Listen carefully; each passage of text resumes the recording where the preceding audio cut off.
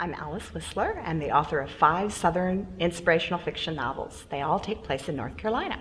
The most recent is called Still Life in Shadows, and it is actually based on the ex-Amish series, Amish Out of Order.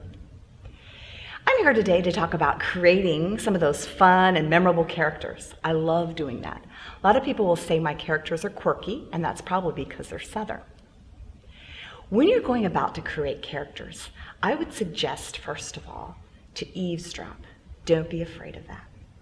So, when you're out in public, think about how you are going to gather or borrow characters and characterization and dialogue and description and words for your characters. You want them to be three-dimensional, not just flat. You want them to come alive. You want your readers to go, wow, I like that character. Is he real? Which happened to me one time when somebody asked me about one of my characters, a plumber in my second novel. She wanted to date him, and I had to say, oh, he's made up. I created him in my mind, but I'm glad you liked him. Carry a pad and a pen with you wherever you go, and jot down things. Jot down descriptions, hair colors. When you see somebody that you think, ooh, I like that hat. I like what she's wearing. I like that word that she uses or that phrase. Jot it down. You're borrowing it, and you can incorporate it into your novel. Another thing that's good to do is interviewing your character. Ask your character questions, okay? You probably have figured out already their description, what they look like, where they're from, their age, those kind of standard things. But you want to go deeper. You want to get into like their heart. So you want to ask some questions like, what is your favorite food? When was the first time you saw the ocean?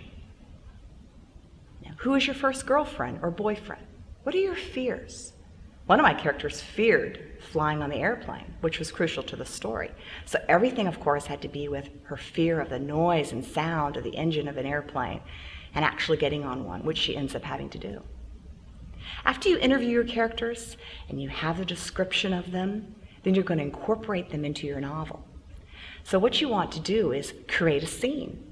And you have to bring the character in, and of course you have to give the character dialogue, because a good story always has plenty of dialogue. Where are you going to get your dialogue from? Again, you can eavesdrop. So take that pad and paper with you, and you're standing in line at the grocery store, or at the library, or at the mall, and start jotting things down, bits and pieces of things that you hear. My character, Ducey, a grandmotherly type in Mount Olive, North Carolina, she always says yes, yes, when she's talking. And I put that in the novel, and that's sort of her signature thing that she says. Other characters will have things that they will say. So as you work on your novel and think about all your characters and how to make them memorable and fun so that your readers will like them, just open up, see the world out there, borrow from what you see, and write them into your book.